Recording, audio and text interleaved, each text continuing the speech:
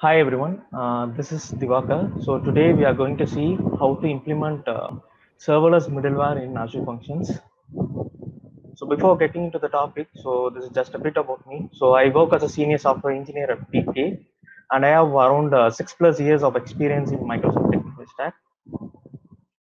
So this is going to be our agenda for the next 1 hour. So I'm going to split this into two portions. So for the first 20 minutes, we will see the concept around the middleware, and for the rest of the session, we will see the demo, how to implement it.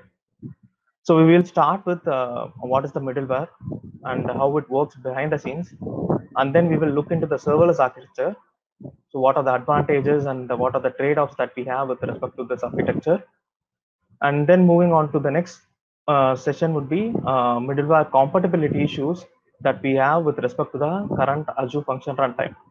And also we will see how Microsoft recently came up with an announcement to get rid of this compatibility issue.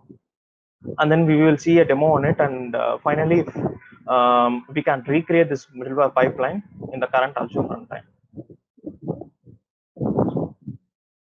So before getting into the middleware concept, so we had this concept of HTTP modules and HTTP handlers prior to this ASP.NET Core version.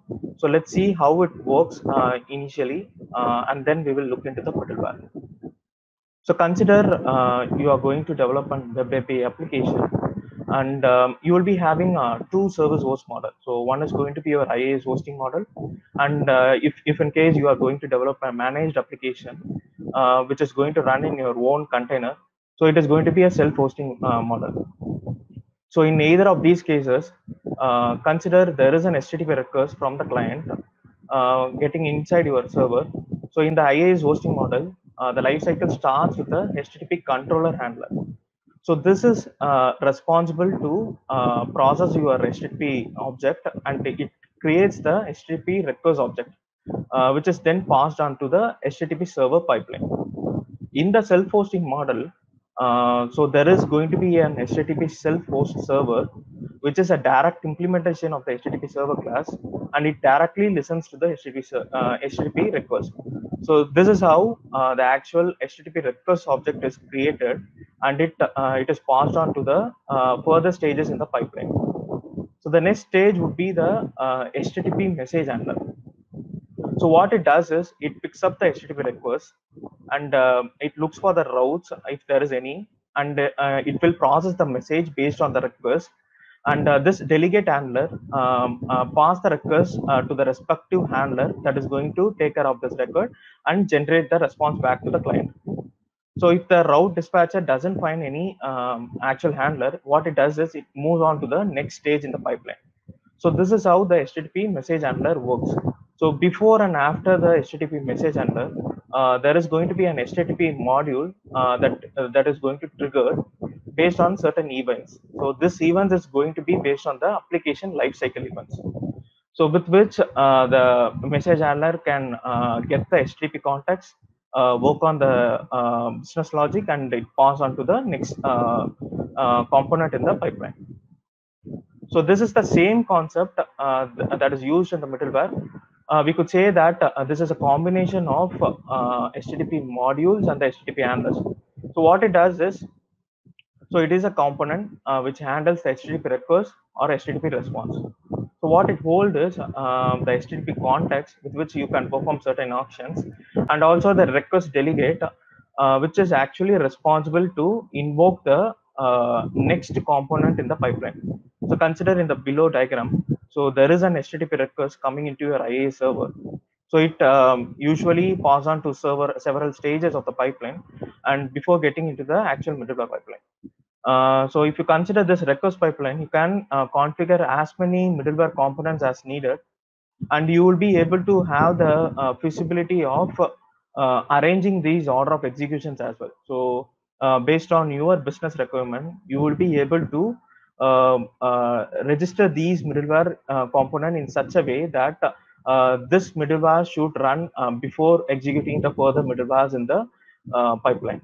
But in prior to this concept of middlewares in the HTTP module, we don't have that feasibility where you can define this order of execution.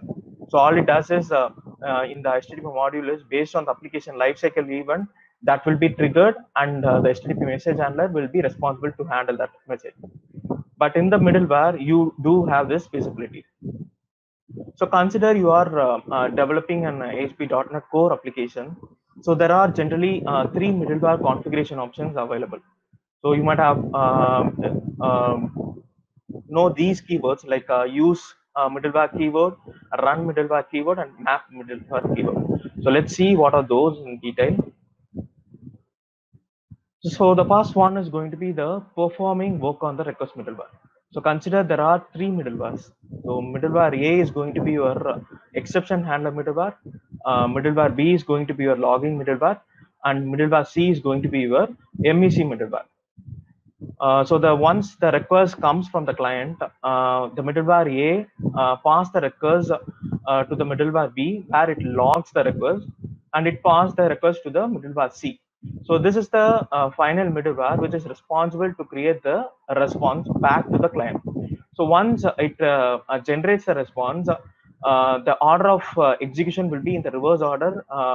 Like a middleware, it gets into the middleware B, where it logs the response if there is any business logic around it, and then it will be pushed back to the middleware A, and then finally the client can see the response. So in case if there are any exceptions in the middleware B or in middleware C, that gets handled in the middleware A, which is going to be your exception handler middleware. So this is the first middleware configuration option that we have, where it generally performs the work on the request. So the next configuration option that we have is short circuit middleware.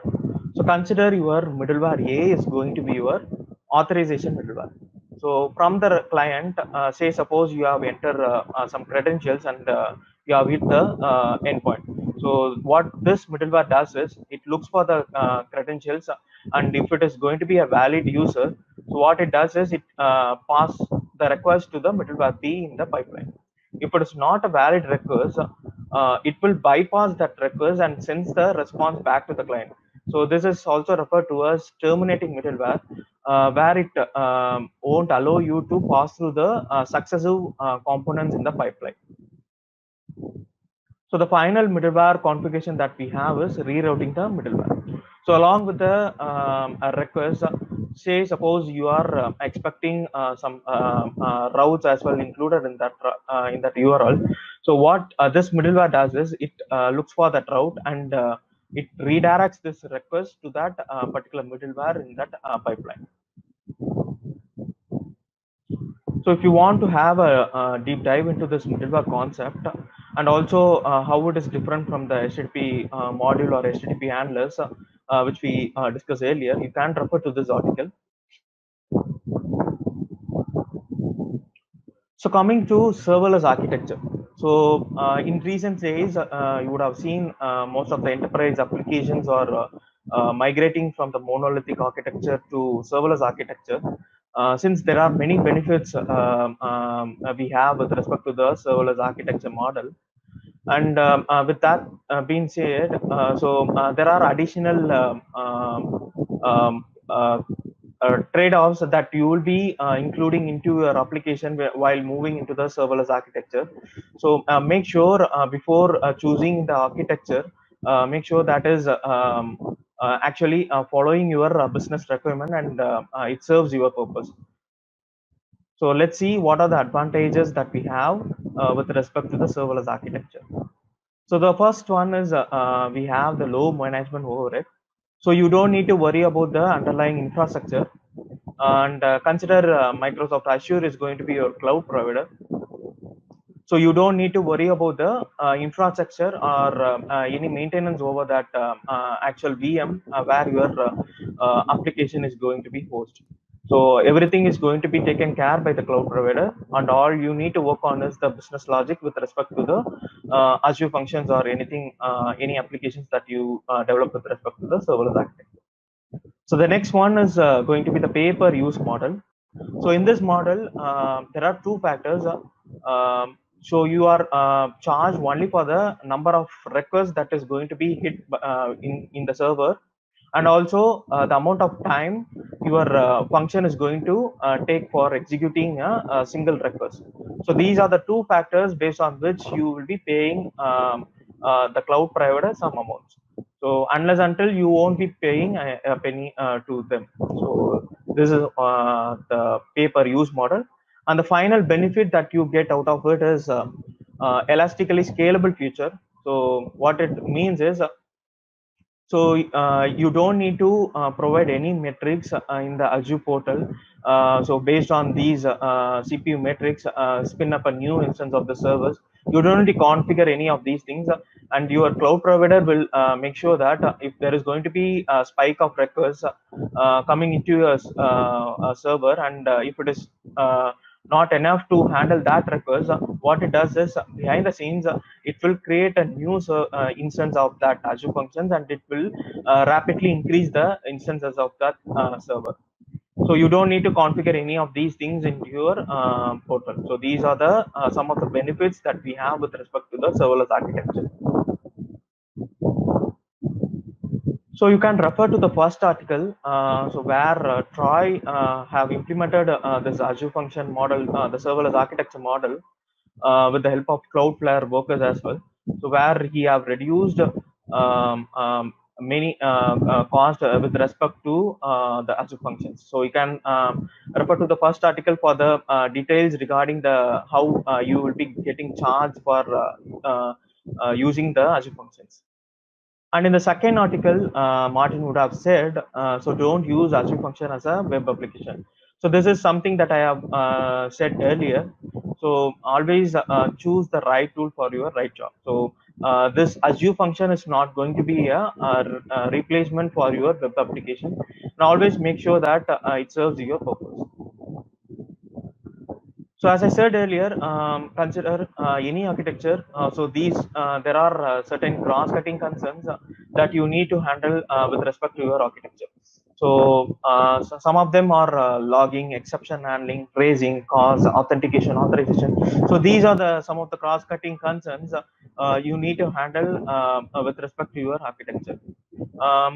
The cloud provider, Microsoft Azure, has provided APM as an feature where you can address most of these cross-cutting concerns, but you don't have the ability to inject your own business logic around it, and based on the business logic, you can perform certain requirements. So, and also you don't have the feasibility of having the order of execution as well. So that is where the middleware comes into the picture, where it reduce the actual number of repeated codes that you will be having inside your architecture. So consider you are going to deploy microservice architecture. So there can be many services, and in all these services, you need to handle these cross-cutting concerns as part of the application.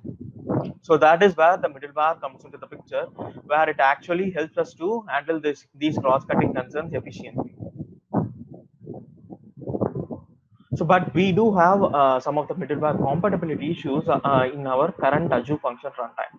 So let's see what are those. So in our current Azure function from 1.x to 3.x version, so everything is going to be a tightly coupled one. And once you develop your Azure functions and you are planning to deploy it into the Azure function host, so what it does is once you deploy your code, it will be executed as a class library function inside that Azure function runtime host. So that is where it is tightly coupled with your runtime host, and because of which you need to maintain the same version in which your Azure function runtime host is actually executing.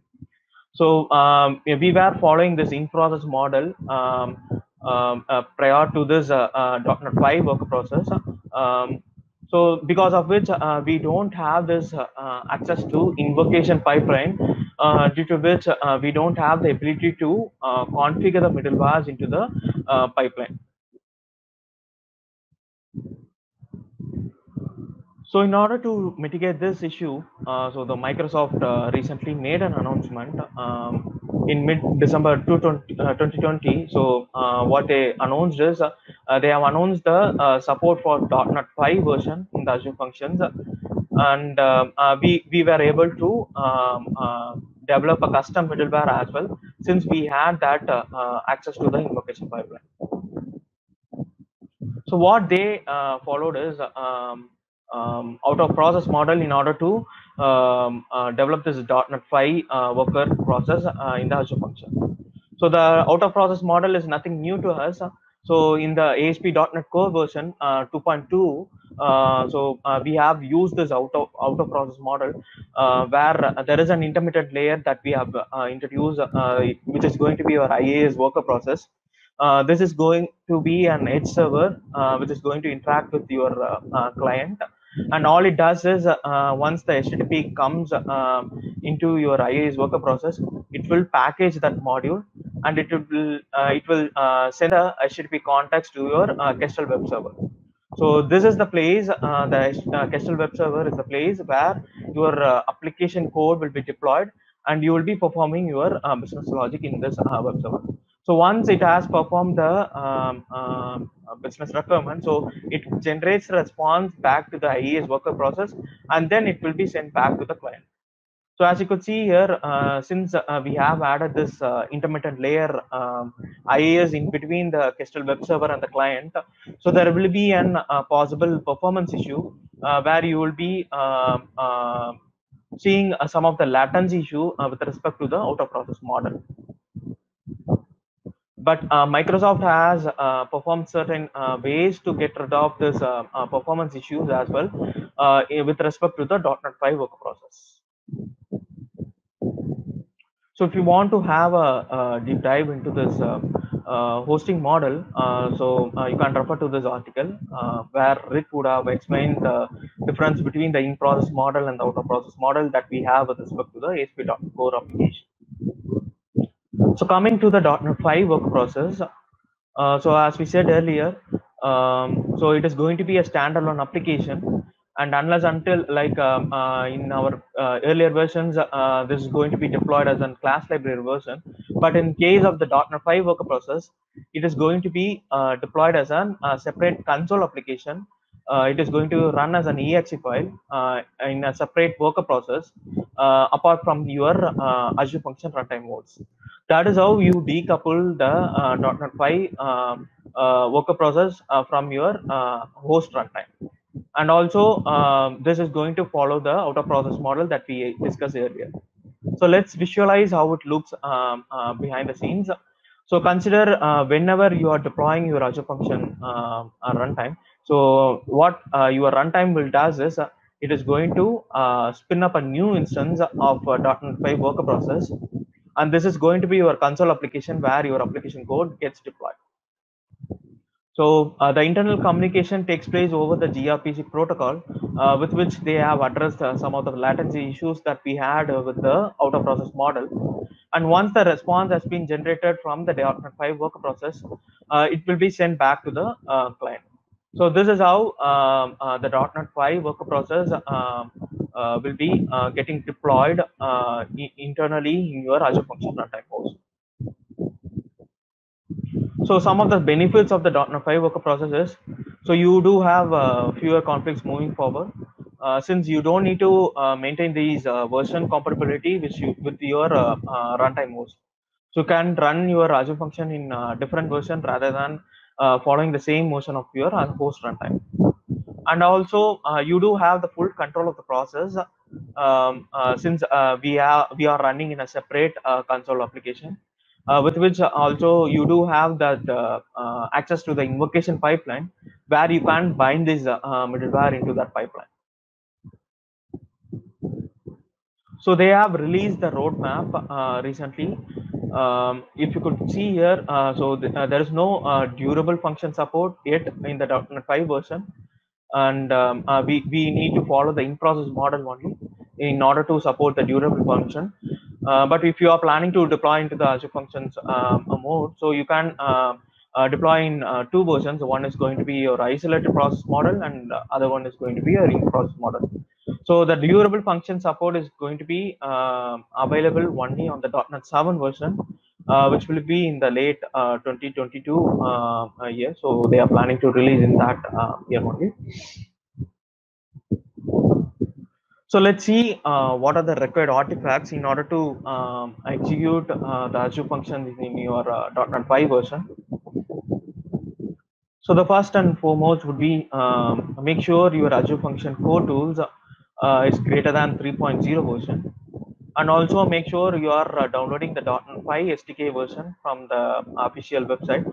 And the next thing you will be in the local settings files. So make sure you are changing functions worker runtime key into the .NET isolated version. So prior to this, you would have pointed to the .NET version, but moving forward, you will be using the .NET isolated version in this function worker runtime. And also make sure in the CS project file, you are targeting the framework to the .NET 5 version, and make sure you are changing the output type to exe. Since we seen earlier, this is going to run as a console application. And also make sure the function skip clean output key is going to be set as true, so that it makes sure you are not removing any of the important files while deploying your functions. So these are some of the packages that you will be having with respect to the Azure function, whichever you are going to develop. So make sure you are having these dependencies with respect to your Azure functions. So with which you will be able to run the Azure function in the .NET 5 version. So I will be covering these things as part of the demo. So let me switch back to the.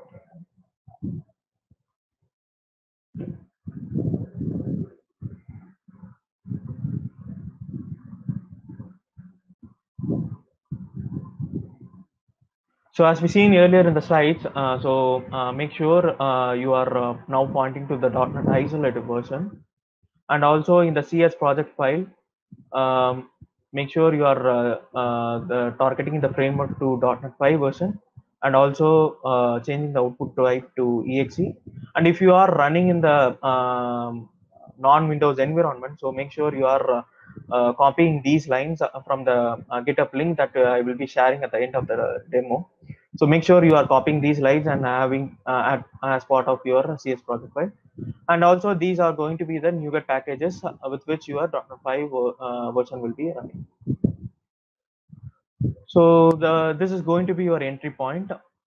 So here what I have done is, so you will be configuring the app configurations, the local.setting files, and also you will be configuring the functions worker, so which is going to actually spins up that .NET 5 worker process, with which you will be able to invoke the pipeline as well.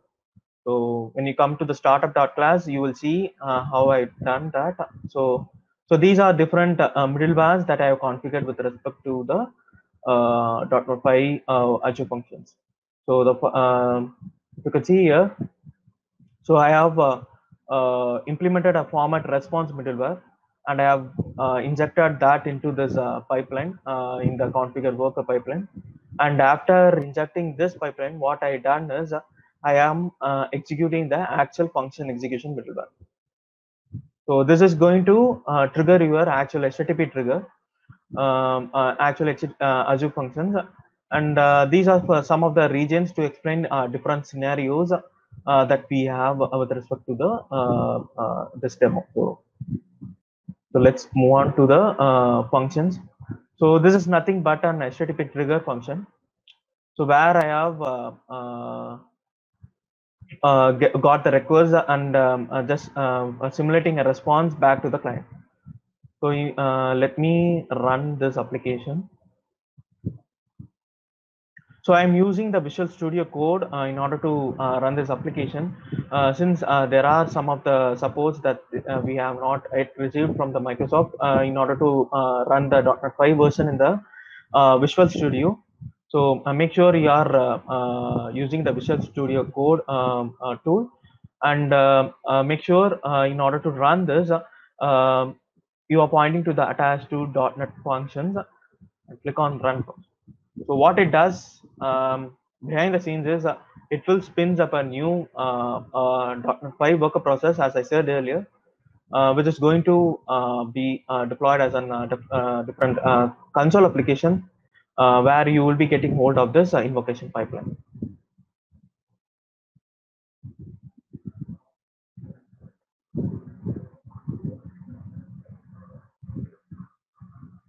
So while it is deploying, I will be using this Postman tool. So make sure you are downloading this tool with which you can make a request to any of the endpoints. So this is the tool that I am going to use. So now the worker process has been created, and also you could see the endpoint that I have created as part of this function. So what I'm going to do is I'm going to hit this endpoint.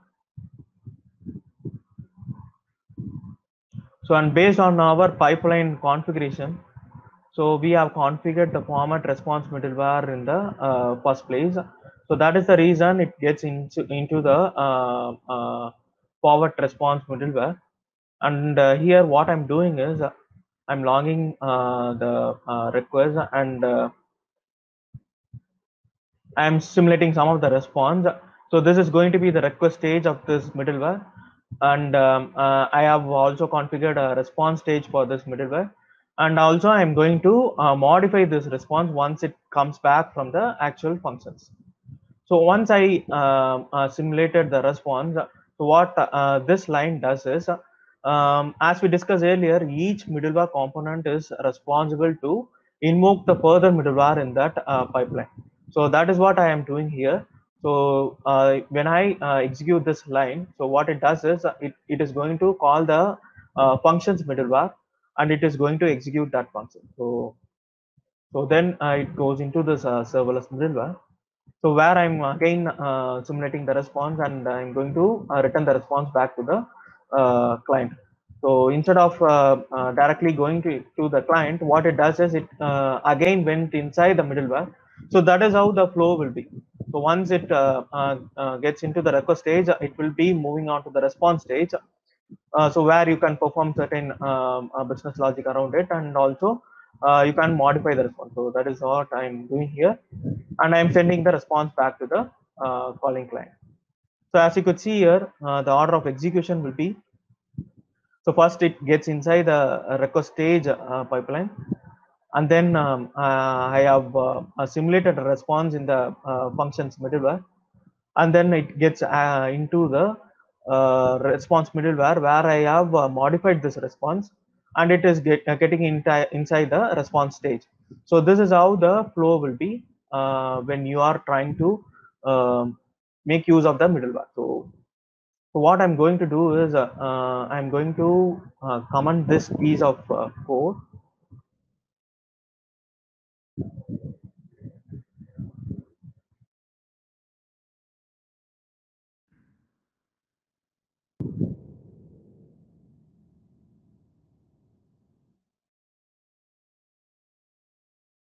So what I've done is I have commented other middlewares, and I'm going to implement only the exception handler middleware, so that I can demo you like how the unhandled exceptions are getting caught in the middleware. So this is something, the cross-cutting concern that you might need to address as part of your architecture. So once I have done this part, so where I am registering this middleware as part of the pipeline, and the next thing I will be doing is I will be simulating exception to be thrown from my middleware. And let's rerun the application. Okay.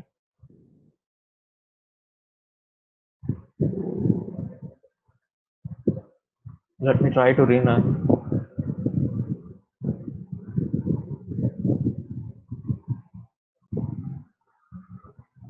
I do have the breakpoints.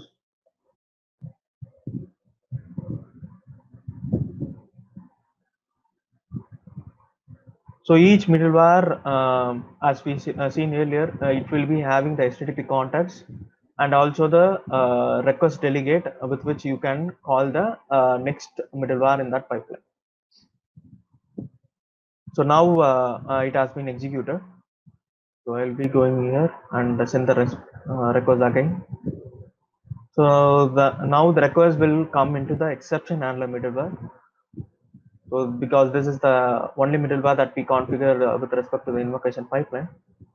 So here what I'm doing is, as we seen earlier, I'm just going to simulate some of the response, and I do have the try and catch block here. So if there are any unhandled exceptions in the further components in the pipeline, it will be caught in the catch block. So let's see how it is happening.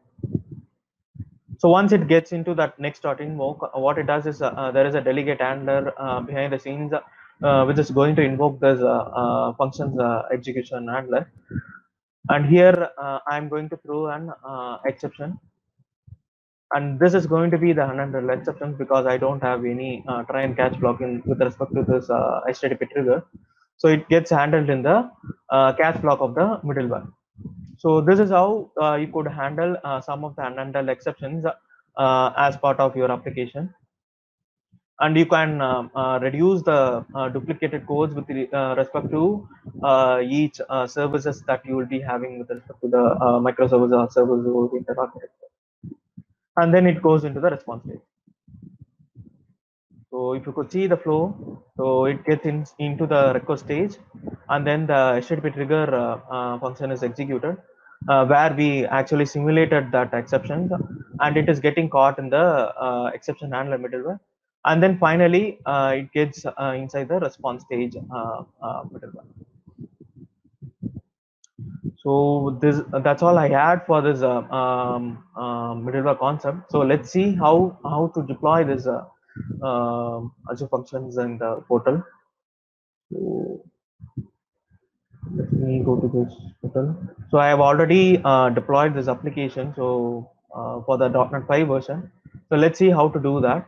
So search for function app. You will be able to find Azure functions. So here try to click on the new, where you will be able to create a new Azure functions. And make sure you are choosing the right resource group under which this Azure functions will lie. Give a name for this.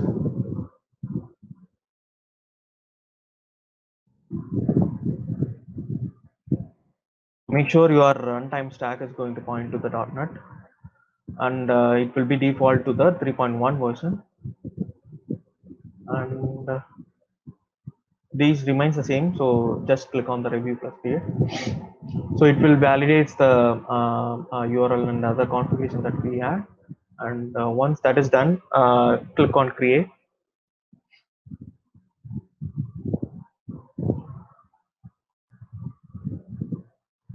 So meanwhile, the deployment is in progress. So there is one particular configuration you need to do with respect to the Azure functions, because if you are not doing that, it won't run in the .NET 5 version. So I have done that in this GAP menu. So let's go to this, copy this URL, and I'm trying to hit this.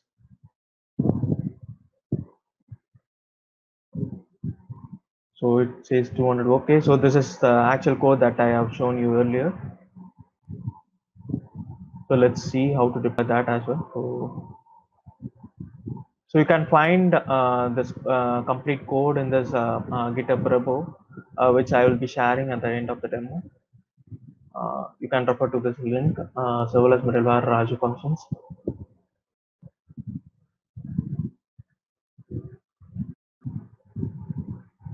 So still the deployment is in progress.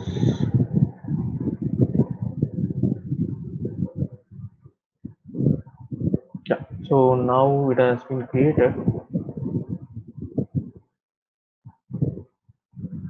Okay, so we have created the function app. So now let's stop this execution.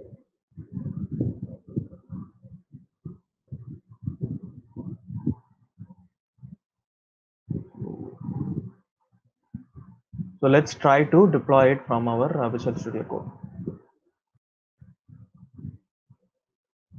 So make sure, as we seen in the slides, make sure you are installing that Azure Function Core tools and also the extension for the Azure Functions in your Visual Studio Code. Then you will be able to see these commands in the command palette. So now we are going to deploy the function app.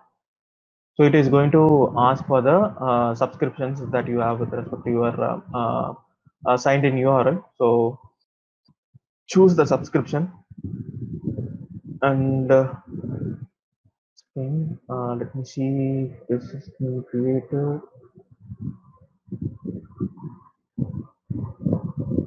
Okay, this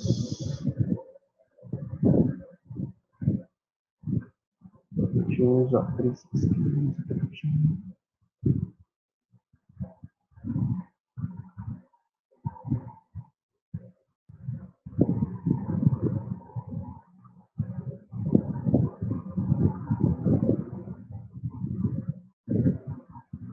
So for some reason I can't find this. Let me do one thing. Let me close and reopen this.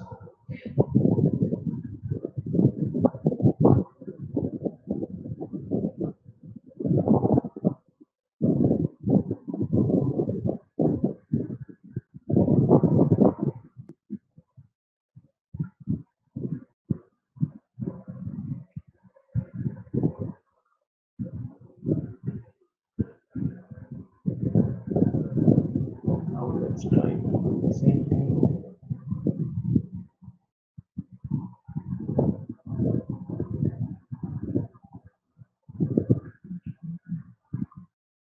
So now we can see our Azure functions here. So let's click on this one.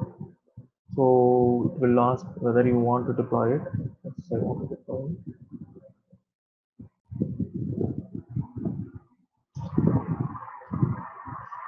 So as we seen earlier, so once this deployment is in progress, so it will look for this CS project file. So where we have mentioned this function script clean output, so that it won't remove any of the important files while deploying it. And also since we have targeted to the .NET 5 version, so it will be targeting to that version, and also it will be run as a separate console application. Once the deployment has been completed, I think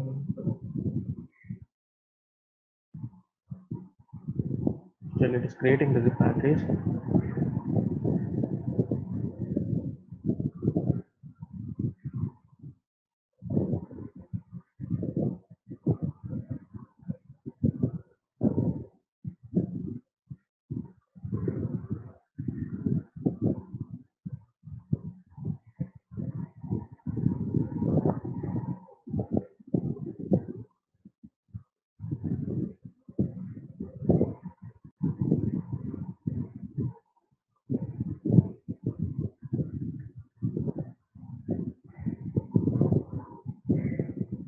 So the deployment is successful. So once it is deployed, right, so you will be getting this error. Since now we are pointing to the different version in our settings, right? So we have targeted to the .NET 5 version, and also the output type is going to exe. So it is going to throw an error. So in order to get rid of it, go to the configuration.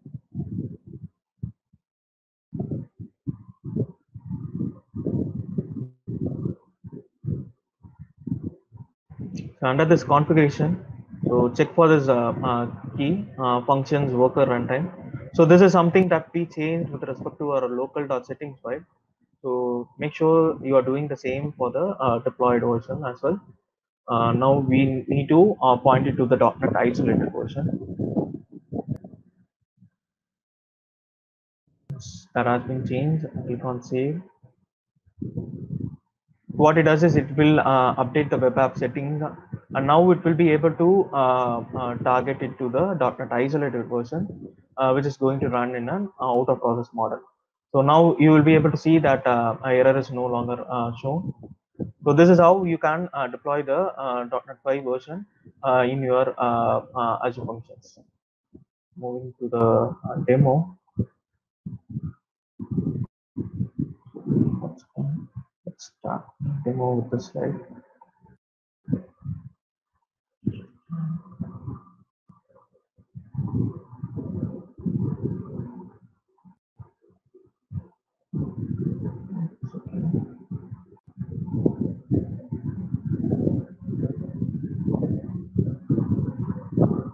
So now that we have seen the demo for the .NET 5 version, so let's see how to recreate this middleware pipeline in our earlier version. So we have seen that there is a compatibility issues that we have with respect to the ASP.NET Core version. But as we know the concept how it works behind the scene, so all we need to have is certain abstractions in place and also certain infrastructure, so that we will be able to completely recreate this whole pipeline by ourselves. So we need a serverless middleware with which you can invoke the actual pipeline, and this pipeline factory is responsible to pass the HTTP context to your pipeline builder. So the pipeline builder is something that I have created in order to make sure that you are registering the each middleware components in your pipeline builder. So let's see how it is done. How it is done.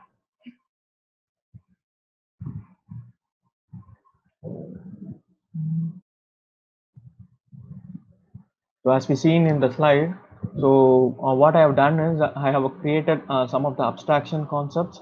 So this is going to be your serverless middleware. So with which you will be getting hold of that request delegate and also the context. And in the infrastructure, so what I'm going to do is, so this is going to be the pipeline builder, which actually takes all the middleware that you register as part of your application. And what I'm going to do is, I'm going to create a new list. So in this list is going to hold all the middlewares, and once the constructor has been called, so what it does is it will be calling the use middleware. So here what I'm doing is, so at the last of the middleware pipeline, I'm going to bind this newly middleware that is going to pass into this method. So that is how you will be able to create a pipeline with the help of this method, so that at the end, what you will be having is a whole pipeline where you can bind your own middleware components into that pipeline. So when it comes to the functions middleware, so you need to do certain business logics around it, because you don't have the access to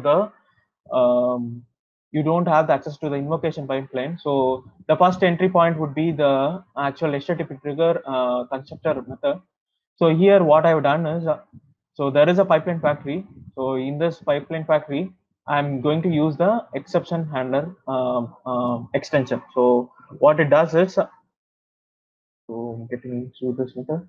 So what it does is it is going to create a new middleware, and I'm going to call that use method inside the pipeline builder, which actually binds this middleware into the start of the pipeline, and the next middleware into the successive next delegate of that middleware. So this is how you will be able to define the order of execution. So if you want to create a new middleware, what you will be doing is, you need to create a new middleware instance here, and you will be making use of that use method, and you will be using dot use of that middleware instance. So this is how you will be registering these middlewares into the pipeline. And once that has been done, so inside the actual HTTP tracker, so what I have done is I'm going to execute the pipeline builder. So if you could look into the execute method, so it is going to call the invoke async of that middleware. So this is going to be, it is going to pick the first middleware from the list that we have defined. That is going to be your exception handler middleware. And then once it is done, what it does is it is going to call the next delegate of that middleware. That is going to be your functions middleware. So when it comes to the invoke async method, so there is a few middlewares that I configured here. So this is going to be your custom middlewares that you will be creating. So what I've done is I am implementing it from the serverless middleware. So with which you will be able to get the context from the context accessor, and also you will be able to have the next delegate handler. So once that invoke async method is called, it will get into this exception handler middleware, and it performs some request based on this, and it will pass the response back to the functions middleware. So let's see the flow of this .NET 5 version. So as we seen earlier, so this is going to run in your .NET version, and it is not going to be an .NET isolated version. Since most of our application that is deployed in the current runtime will be related to the .NET Core version, so I have just recreated this whole middleware pipeline, and you can also make use of this custom middleware in this a GitHub repo that I have shared. So there is a separate library, and also this is going to be the .NET 5 version, which I have demoed earlier, and this is going to be your ASP.NET Core version, with which you can recreate the middleware pipeline. So let me run this application.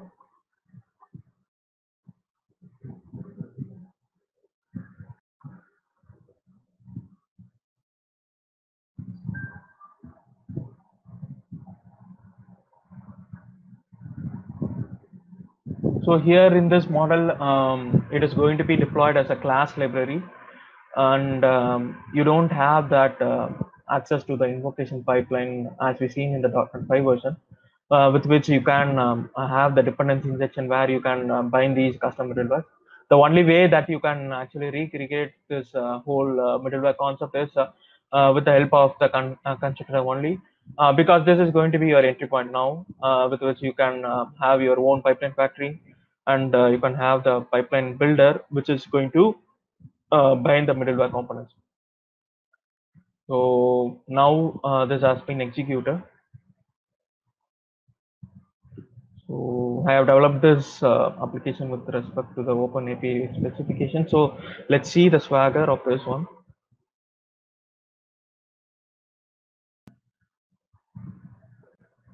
So this is going to be the endpoint that I have exposed from this functions middleware, which is going to be your HTTP trigger. And I do have a breakpoint. So what I'm going to do is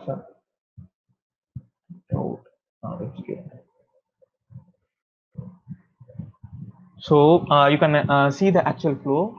So once it gets into the actual functions middleware, so it gets inside the constructor. So here I'm going to call that extension method. Inside that extension method, I am going to pass the execute function action trigger, which is going to perform your HTTP trigger of it. So this I missed earlier. So this is going to be your HTTP trigger endpoint, where you will be performing your own business logic, and you are supposed to pass this execute functions into your pipeline factory. So once it gets into the pipeline factory, here I'm going to create a new instance of the builder. And once that builder instance has been created, I'm going to create an instance of the middleware. So now we got the middleware instance. So this is going to be the exception handler middleware, and I'm going to bind it with the pipeline builder. So when I get inside this, so it is going to call the use method, and it looks if it is going to be null. If it is not, it is going to add that middleware into the pipeline. Since this is going to be our first middleware, I'm going to directly add it to the middleware pipeline. Now it goes into the functions middleware,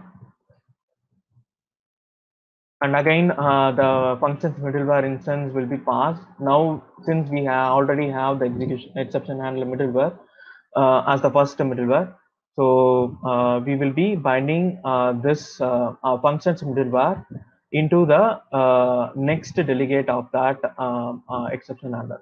So if you could see here now, so there is going to be only one, and inside that next you will be having that functions execution middleware.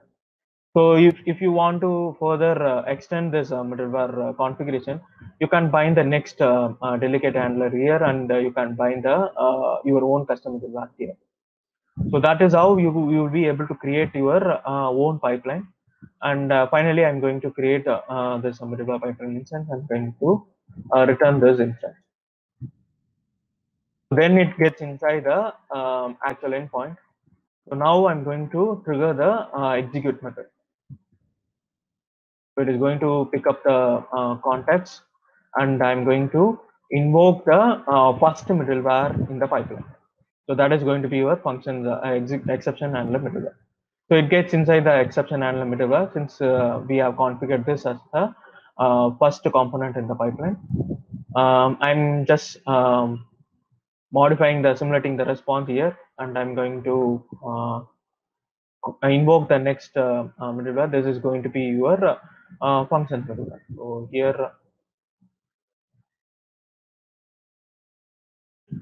So here, what I've done is, as we seen earlier in the .NET 5 version, I'm just simulating an exception to be thrown from this method, and it gets caught in the catch block.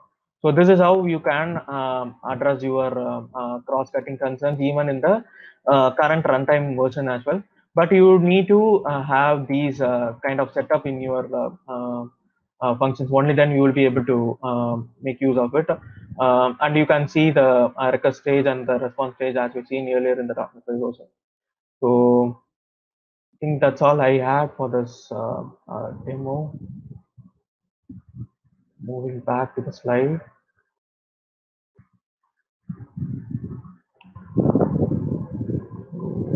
We have seen, so I have listed out some of the reference material that you can refer to get a better understanding on the woven middleware pipeline, and also I have shared the git link for this code.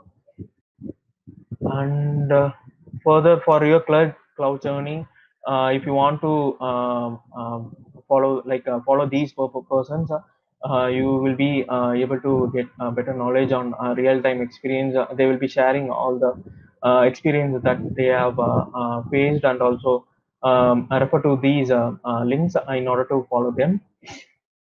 And I think that's it. That's all I had for this demo.